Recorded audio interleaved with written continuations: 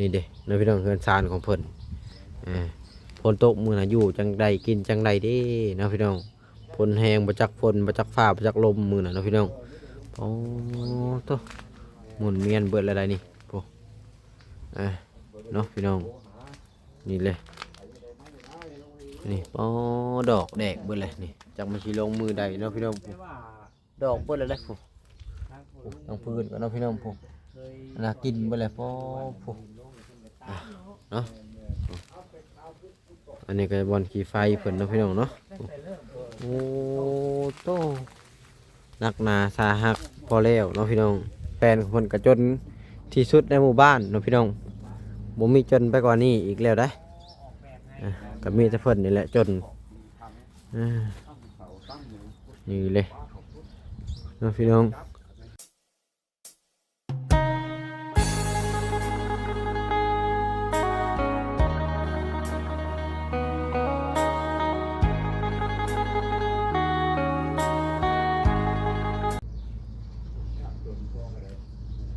สบายดีและสวัสดีพ่อแม่พี่น้อง FC เบิดสุขสุขคนเนาะ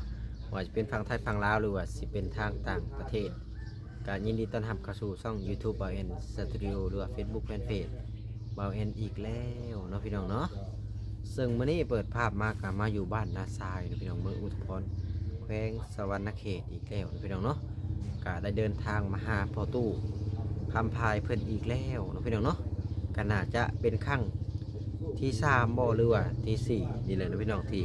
เดินทางมาหาพ่อตู้คำพายเพิ่นเนาะซึ่งเป็นว่าพ่อตู้คำพายเพิ่นเนี่ยอายุ83ปีแล้วนะพี่น้องเนาะอาศัยอยู่กับลูก2คนในเฮือนนี่พี่น้องเนาะลูกก็แบบว่าลูกเลี้ยงอะไรพี่น้องแบบว่าบ่แม่นลูกเพิ่นแท้ๆเนาะคือพ่อตู้เพิ่นนี่ก็อาศัยขอข้าววัดกินไปวันๆเนาะพี่น้องเนาะเพราะเพิ่นบ่มีให้บ่มีนาเนาะพี่น้องบ่มีญาติพี่น้องเพราะว่าเพิ่นน่ะเป็นคนทางนครหลวงเวียงจันทน์พุ่นแหละเนาะพี่น้องเนาะแล้วก็มาเอาเมียอยู่นี่เนาะพี่น้องก็หลังจากนั้นก็เลิกลากับเมียแล้วก็อยู่กับลูกเลี้ยงพี่น้องเนาะการนี้แหละขอข้าววัดมาให้ลูกกินเลยก็มีแต่ใส่กินน้ำวัดทุกคาบเนาะพี่น้องเนาะคือกินข้าวนี่ก็มื้อละ2คาบเนาะพี่น้องข้าวแรงก็บ่ได้กินเนื่องจากเพิ่นบ่มี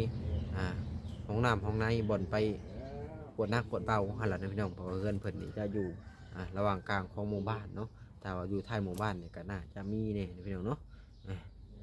แล้วก็มื้อนี้ก็บ่ได้เดินทางไปหาทางน้องอเวยเพิ่นเนาะพี่น้องเนาะก็น่าจะเป็นมื้ออื่นผู้แลเนาะพี่น้องเนาะน่าจะเดินทางไปเกี่ยวแก่กับการซื้อดินซื้อดอนให้ทางน้องเพิ่นนั่นแหละนะพี่น้องเนาะทางเฮาก็นั่งตัดสินใจบ่ได้ว่าสิเอาบ่อดินตอนนั้นหรือว่าจังไดเนาะพี่น้องเนาะถ้าว่าแม่ใจดีเพิ่นให้ซื้อทางเฮาก็สิซื้อนะพี่น้องเนาะขี้ลายงามก็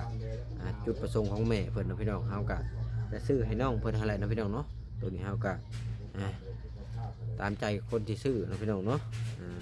คือการซื้อดินซื้อดอนนี่ก็ถ้าว่าซื้อแล้วน้องเพิ่นยินดีที่อยู่บอนหันกะทางเฮาก็ซื้อนะพี่น้องเนาะถ้าว่าซื้อไปแล้วน้องเพิ่นอยู่บ่ได้กะคือเก่าเนาะพี่น้องเนาะพวกเพื่อนตามใจผู้อยู่เนาะพี่น้องพวกอู่ตามใจผู้นอนอะไรคำโบราณเพิ่นว่าเนาะพี่น้องเนาะดินดอนตอนหญ้าถ้าว่าอยู่ได้ก็ได้อยู่บ่ได้ก็คือว่าหาแล้วนะพี่น้องเนาะครับที่อยู่ได้ครับใจอยู่ยากคือคำเพิ่นเว้าไว้นะพี่น้องเนาะก็โอเคนะพี่น้องผมเป็นการชักษาเสียเวลากะจะพาพ่อแม่พี่น้อง FC รอเบิ่งบรรยากาศรอบๆเพื่อนของพอตู้เพิ่นก่อนเล็กๆน้อยๆนะพี่น้องแล้วก็จะได้เข้าไปหาทางเพิ่นนะพี่น้องเนาะนี่เด้นะพี่น้องเฮือนซานของเพิ่นฝนตกมื้อน่ะอยู่จังใดกินจังใดเด้นะพี่น้องฝนแห้งบ่จักฝนบ่จักฟ้าบ่จักลมมื้อน่ะนะพี่น้องโอ้โตหมุนเวียนเบิดแล้วได้นี่โอ้เนาะพี่น้องนี่เลยนี่อ๋อดอกแดกเบิดเลยนี่จักมันสิลงมือใดเนาะพี่น้องดอกเบิดแล้วได้โอ้ต้องพื้นก็เนาะพี่น้องโอ้น่ากินเบิดเลยโอ้เนาะอันนี้ก็บอลขี่ไฟเพิ่นเนาะพี่น้องเนาะโอ้โตนักหนาสาหักพอแล้วเนาะพี่น้องค่าที่บ่แอนเบิ่งนี่ก็โอ้เดี๋ยวจะเข้าไปหาทางเพิ่นก่อนพี่น้องเนาะมากับมีของฝากเล็กๆน้อยๆมาให้พอตู้เพิ่นพี่น้องซื้อนมกับโออิชิมาให้ทางเพิ่นเนาะพี่น้องพอได้มาต้อนมาฝากผู้เฒ่านี่แหละเงินสารลานแปลนของเพิ่นกระจนที่สุดในหมู่บ้านเนาะพี่น้องบ่มีจนไปกว่านี้อีกแล้วได้ก็ ก็มีแต่เพิ่นนี่แหละจนอ่านี่เลยเนาะพี่น้องเฮือนศาลลานแป้นของประตูเพิ่นเด้มากับพ่อแพทย์พี่น้องมื้อนี้ สบายดีบ่ สบายดีเด้อสบายดีเด้อพ่อตู้อืมพ่อตู้ของฝาก โอ้อันนี้ก็ของฝากจ้าถูเด้อขอบพระเดชพระคุณนะลุงหลานนะเด้อมีไม่ฟ้าไม่ใกล้มาฮอดแล้วให้มีโชคมีไสค้ำคูณให้ร่ำให้รวยเย็บบ่ให้ได้ไข่บ่ให้มีแต่โชคแต่ไสคำมามหาพวกเจ้ามาทุกคนเด้อล่ะเด้อสาธุ พออายุยืนแห้งจากได้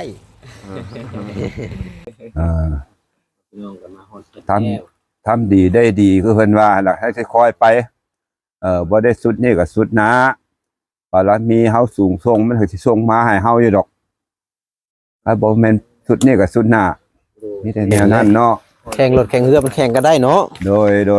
บุญวาสนามันแข่งกันบ่ได้คือเขาว่าเลยคือพ่อตู้นี่ฮะขึ้นมาแต่วัดเนาะ แม่น เพราะว่าเมื่อ มัน กี้ ต้องได้ นี่ ลงไปหาเพิ่นนะครับบ่ได้ลงก็เพิ่นโทรหานั่นนะ แต่บ่ลงกับบ่มีข้าวกินคือว่าหั่นแหละเนาะ แม่นเขาโทรลงวันนี้ห้องน้ำก็บ่มีได้บัดนี้จํเป็นก็อาศัยห้องน้ำ ของน้ำกับบ่มี แม่นแหละแต่ละมื้อ เข้าน้ำพร้อม แม่น เฮาเนาะ แม่น สำคัญพี่น้อง คันเฮาลงไปก็ใครได้อาหารบ่อึดเฮาก็มาปาไว้มาอุ่นไว้ให้กินมื้อหน้านะเป็นข้าวเป็นหยังคือกัน คือพ่อเฒ่านี่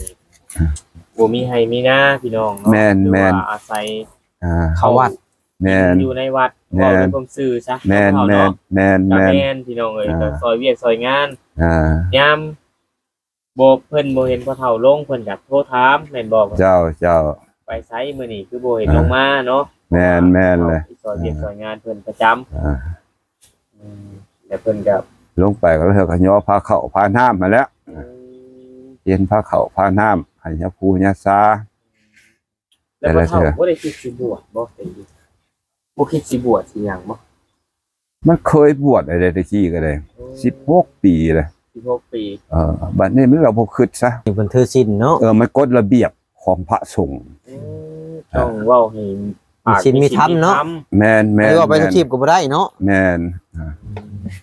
สมัยตะกี้นี่เฮาเคยบวชนี่โอ้ยเห็นครัวนี้ผู้บ่าวผู้เมื่อซาโถๆกินฮอดM100 ตะกี้บ่กินบ่ โอ้บ่ได้เลย บ่แม่นบ่มีบ่เลย ก็มีอยู่แต่หักบ่กินบ่ได้พวกซึมนี่เพราะว่า เป็นได้บ่เฒ่า มันการบำรุงเด้ เจ็มร้อยซื่อบำรุง กับการบำรุงอยู่แต่ว่าเพิ่นหักคัดท่านเพิ่นให้สั่นเข้า2คาบบ่หั่นน่ะเพื่อบ่ให้เฮามีตัณหากิเลสเด้อเพิ่นให้สั่นเข้า2คาบก็บ่แตกคือนักโทษนั่นแหละนักโทษเขาบ่ให้กินหลายคันกินหลายมันก็มั่งคุกมั่งตารางแต่ค่ายเดียวกันพวกนักบวชเนี่ยแพ้ว่าบ่มีกรรมแท้ๆเลยกรรมกลัวคฤหัสถ์แต่ว่ากรรมต่างกรรมหนึ่งทั้งเนี่ยกรรมคฤหัสถ์นี่ไปทั้งไฟโลกเห็นมันไปทั้งบาปทั้งกรรมตัณหากิเลสคันว่ากรรมครั้งนั้นพระสงฆ์สภกรรมที่เทวาอยู่ในอำนาจของศีลธรรมบ่ล่วงเมิดศีลธรรมข้อบัญญัติของพระพุทธเจ้ากล่าวแต่ไหนมันจำเป็นเขาต้องได้อดปากอดเว้าอดว่าแต่ดอกเรื่องมันน่ะมันไปแต่ละอย่างคันเฮาอดได้ละหมายความว่าตัณหากิเลสเฮาบ่มีบ่อยากได้นั่นบ่อยากได้นี่แหละ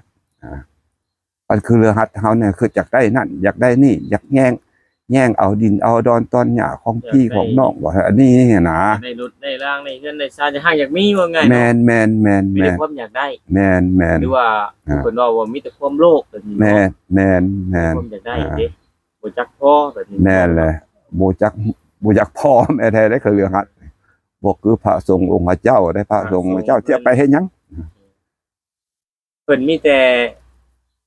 สมมุติว่าได้เงินได้คำเพิ่นก็เฮ็ดกระสร้างไปเฮ็ดวัดเฮ็ดว่าเฮ็ดบ่อนเคารพนับถือเนาะแม่นเพียงไปสร้างเอาชื่อเอาเสียงไว้อันคฤหัสถ์ที่เฮาได้ครับว่าผู้ใดที่ว่ามีนั้นแนวคิดนักบุญเนาะทำบุญทำทานก็มีเงินมีคำก็สร้างสาวัดวาศาสนาหรือลูกเรื่องเมียนี่เพิ่นบ่สนได้เนาะแม่น มันพอมันตัดมาเลยเนี่ยตัณหากิเลสบ่มีแล้วดังนั้นว่าเรื่องการประเภทพระสงฆ์องค์พระเจ้าก็ได้ดีไปคนละอย่าง แม่นดีคนละอย่างแล้ว 16 ปีพอเฒ่าบวชมาเนาะ แม่น บวชตะกี้ก็อยู่วัดนี่บ่ครับ บ่ได้ครับบวชอยู่เวียงเหมือนไดบวชอยู่วัดทางงอนบ้านเกิดเมืองเฮานอนเฮาก็อยู่ทางงอน บัดทางโน้น บวชอยู่ทางงอนก็ได้ตั้งก็157แล้วก็เข้ามาอยู่ในนครหลวง มาอยู่โศกพระหลวงนำมหาปานอนันโทมหาปานอนันโทสิ้นพระชนม์ปี58 59อยู่โศกพระหลวง โดย สมัยเฮาก็เลยมาอยู่วัดดงไปนาวัดดงไปนาปี64ศึก46กับครูประสิทธิ์อภัยแล้วปฏิวัติกันเฮาก็เลยไปเมืองไทยข้ามไปแถวกองนอกกองนางมากลับมาซิกไปเนี่ยแต่นอกมาซิกก็เลยมาเข้าเป็นทหารมาเป็นทหารแล้วเราได้นายร้อยสมัยนั้นนะนายร้อย แล้วต่อมายังมาอยู่มาจนเท่าปัจจุบันนี้เอาปัจจุบันซุมื้อนี้เนาะพ่อเฒ่าเนาะ แม่น ก็มี FC เพิ่นโทรมานี่เพิ่นสิฝากของมาให้พ่อเฒ่านะมื้อใดพ่อเฒ่าเพิ่นเว้านะ แล้วที่โทรมาใหม่อีกดอกแล้วว่าฟังเมืองทิศหน้าที่ไหนว่าหั่นนะแล้วบอก แต่สิมีหยังแน่พ่อเฒ่าเพิ่นสิฝากมา มีเด้อมีเครื่องฮิบเกิบเครื่องฮิบเกิบนี่ก็มีกาวแดมีเข็มฮิบแดแล้วก็มีอันนั้นมีหยังโทรศัพท์โทรศัพท์นี่ของพ่อนี่มันอยากเสียแล้วโดยเวลาเราโทรหาแล้วมันอืดอีดอยู่ในเสียงหั่นนะเราว่านะซื้อหน่วยใหม่มาให้แล้วเฮาเอาซิมมันเอาซิมใส่เอาซิมเก่าเฮาใส่นะเราว่าแล้วอันสามารถเลยมันบ่เรื่องของกระตุกหน้ามันที่เราสิเอาลงมาให้เบิ่งแล้วให้เฮาสานขายอีกเด้นะแนวนั้นฝากไปนั้นที่จันเด้อว่าหั่นแต่ว่าเจ้าได้พ่อพบกันแล้วบ่ได้ล้มกันแล้วบ่ได้ล้มแล้วว่าหั่นนะคันมีหยังอะไรแม่ส่งมาหาทางเมืองพีนนี่แม่นบ่ว่าซั่นเฮาอยู่ทางพุ่นเลยอยู่ใกล้ซาเราโทรมาบอกอดเอาก็เด้อพอตู้เด้อว่าระยะนี้เฮายังออกห้องหมอพาลูกออกห้องหมอได้เงินยังบ่เพียงพอเด้นะแต่ว่าเอาบ่เป็นหยังมายิงตามความศรัทธาของอ่าวแล้วว่านี่ใส่ใจคอของอ่าวตรงบ่ครับพอตู้แล้วก็ดีนะเฮาเลยว่านี่พอตู้ก็บ่มีหยังคือเห็นแล้วเนาะพ่อเฒ่าเนาะก็ได้บ่ได้ว่ามีหยังแต่ว่าของใช้ของหยังก็ขึ้นมาจากวัดบ่พ่อเฒ่าส่วนหลายนะไม่ว่าเครื่องใช้เครื่องหยังก็ขึ้นมาจากวัดเนาะแม่นเบิดแหละรับแต่สัตว์นะถ้าว่าเราขอโทษน้ำเพาะปึ๊บจะถ่ายเดี๋ยวให้แต่เกิบแต่นี่พี่น้องลองแม่นเลยคือเครื่องนอกเครื่องนุ่งนี่เขามาบังเนาะคนตกคนตายครับมาบังมาอย่างกันใดที่มันเป็นตาเอาเขาก็เอานะมาซักมาอย่างใส่เนาะพ่อเนาะเจ้ามีแต่ออกจากเพิ่นมาเบิดแหละบ่เรื่องห้อยตรงๆเตียงๆแม่นบ่นะทิพเขาทิพหน้าแม่นบ่บ่ได้ซื้อหรอกเนี่ยตู้เย็นก็แม่นนี่นะเพิ่นเอาให้ได้ 4-5 ปีแล้วก็หมดน้ำยาแล้วก็เลยปาไว้นี้ตู้เย็นนี้แม่นเลยใช้บ่ได้เลยบ่เอาหมดน้ำยาเด้ใช้บ่ได้แต่ว่าไฟเข้าอยู่เนาะไฟให้เขาแต่ว่ามันบ่เย็นมันหมดน้ำยา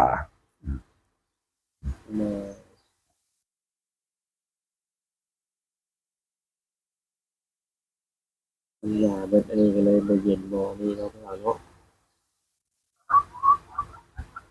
ว่าอย่างก็ว่าแห้งแล้วพอตู้นี่มันจะหูนักเด้ตาแล้วดีอยู่แขวดีแต่ว่าหูนี่อย่างนักแล้วเนาะพ่อแม่นโอ้ แบบคือเนี่ยเหลิมคือกันเนี่ยทาเหลิมอยู่วัดกันหูหนวกโตหูหนวกล้มกัน โอ้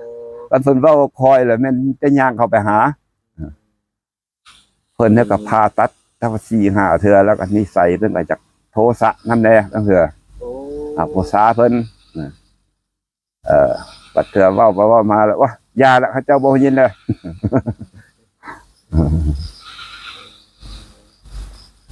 เพิ่นก็ไปผ่าตัดผ่าอันนี้เนาะ เออ ลงพญา ใส่ลงห่ำแน่ โอ้ ใส่ลงห่ำกับพาอยู่มุกทหารนี่ก็เทื่อนึงหั่นน่ะต่อมาก็มาพาอยู่เบางลาวก็2เทื่อ3เทื่อเฮ้ยอยู่สวรรค์เฮา ก็เท่าจักปีก็ปีหนึง ฮะ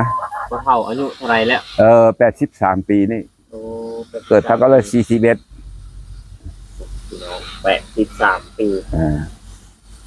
ยังแข็งแรงยังไปมาสะดวกสบายเนาะก็เนาะ เจ้า ตอน83ปีตอนเลิกกับเมียตอนนั้นจักปีบ่ครับ เลิกกับเมียระหว่าง60ปลาย โอ้ยัง60 68 โอ้ เพราะว่าเลิกกันมันได้20ปลายปีเลย โดย9 กว่าปีแล้วก็บ่ได้ขึ้นเรื่องเมียเลยบัดนี้เนาะ โอ้เลี้ยงปากตัวเองยังบ่รอดนะยังได้เอามาอย่างอีกเด้เอา พี่น้องบ่ได้ติดต่อมาบ่เท่าจังเวียงน่ะ พี่น้องหาน้องสาวติดต่อมาอยู่น้องสาวมันก็พอซ้ำนั้นแล้วพอมันก็พอมัน บ่ นะ ได้จะถามข่าว เจ้า ว่าสิช่วยเหลือกันได้ แมน ต่างคนต่าง อ่า ลำบากเนาะ เจ้า ต่างบ่มีทุกอย่างคือกันว่าซั่นซะ เขาอยู่ทางงอนก็ขายเครื่องขายของก็ติดหนี่ติดสินก็คือเขาก็เลย ขายเครื่องขายของ ขายเครื่องอยู่ต้นหน้าโรงงานหัวอาหารสัตว์ทางงอนเด้ โอ้ ขายอาหารชุกนี่นะ ยังติดหนี่เขาเป็น8 ล้านป่าย โอ้ก็ยาละลูกเอ้ยคอยเฮ็ดคอยทำไปน้องลุงเอ้ยว่ะบอกเขา บ่มีเด้เนาะบ่เท่าเนาะ เออ ติดหนี้ยืมไปเนาะบ่เท่า แมน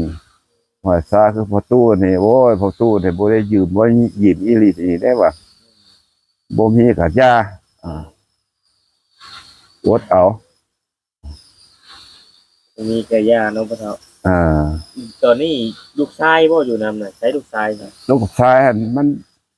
ก็ไปพอมันนั่นแหละไปเมื่อแรงมาก็ไปหาก้านอิหยังแมงหมอกแมงไหม้ไปขายนะก็ได้พอกุมปากมัน โอ้ เมื่อเว้นมากับไปนอนอยู่หน้าเถียงนานะเขาหั่นแหละนั่นก็ได้ นอนพี่น้องบ่ แน่แหละมันก็กินข้าวอยู่น้ำเขา โอ้ มาบ่สู่มาวนนี่แต่ว่าคำแล้วก็มาจอบเบิ้ง เจ้าพ่อ แน่นเลย อืม หรือว่ามื้อสวยมาแล้วเพื่อนก็มาจอบเบิ้งบอกมันซอกไม้ซอกตอกมาให้แล้วสิฟันฟืนเฮ็ดฟืนไว้นะเอาก็ได้มันก็ซอกมาให้80ปลายยังบ่ได้ลืมได้ความปากความเว้า อันนี้ เขาเว้าหน่อยหนึงเลยแม่น ลืมเลย ลืมแล้ว นั่นแนวนั่นจักสิว่าได้มันเป็นน้ำกำเบนเฮาล่าเอ้ยเฮาก็ได้อยู่ไปนั่นน่ะ บ่เท่าแต่ว่าเครื่องสู้กำลังนี่มีหยังแน่ทางใหม่หัดยานี่ มันว่าเรื่องประเภทนี่มันว่าเรื่องการอยู่การกินนี่ กินหยังแน่เนี่ยบ่เท่าลองบอกดูมันเคย FC เพิ่นอยากได้หัดยา มันว่าเรื่องประเภทนี่เฮาอันตัวใดกินได้เฮายังกินได้หรอกการคาลัมนี่นะ ล้ำแบบใด คาลัมคือว่าเฮาสิกินนั่นกินนี่บ่มีแนวสิ่งที่เขากินบ่แล้วบ่ให้กินหันนะแนวสิ่งที่กินได้เฮายังกิน มันว่าเรื่องประเภทอันนี้ สิ่งที่เขากินได้ เอาอาหารน้ำวัดน้ำวานเขาเอามาตัวใดมันกินได้เขาก็เอาตัวที่กินไม่ได้เขาก็ถอกไปคุพอได้ไปเกลือปลา โอ้ ทำให้อาหารหายไก่หายกายนะ เอาเนาะพี่น้องมาฮอดนี่ก็จะเป็นช่วงท้ายคลิปแล้วก็จะพาเลาะเบิ่งบริเวณรอบๆเพื่อนเพิ่นเล็กๆน้อยๆเนาะพี่น้องเกินชาลานแป้นเพิ่นก็ประมาณนี้แหละนี่อยู่แบบนี้แหละเนาะพี่น้องเนาะเครื่องบำรุงตุงติ่งก็หลายจักพี่จังพี่ยาโอ้ตอนนั้นก็หมุนเวียนไปเลยเนาะพี่น้องก็ประมาณนี้เนาะพี่น้องสำหรับคลิปนี้ก็บ่มีหยังหลายเนาะถ้าว่าคนใดอยากช่วยเหลือทางเพิ่นก็ทางบ้านก็ยินดีสิเป็นสะพานบุญให้เนาะพี่น้องเพราะว่าทางประตูเพิ่นจุดประสงค์นี่ก็คืออยากได้ห้องน้ำเนาะพี่น้องบ่มีห้องน้ำเข้า กลางค่ำกลางคืนก็บ่มีบ่อนเข้าห้องน้ำอะไรนะพี่น้องลำบากหาเข้าแต่ในวัดในว่าห้องน้ำกันเนาะพี่น้องเนาะจากเสร็จจังไรในพี่น้องชีวิตคนเฮาเลือกเกิดบ่ได้นะพี่น้องเนาะโอเคสำหรับคลิปนี้ก็ขอจบคลิปไว้ก่อนเนาะพี่น้องเอาไว้พอกันคลิปหน้าหรือว่า EP หน้า EP ในเด้อพี่น้องเด้อเอาทักทายสบายดีสวัสดีสุขกายสุขใจเนาะพี่น้อง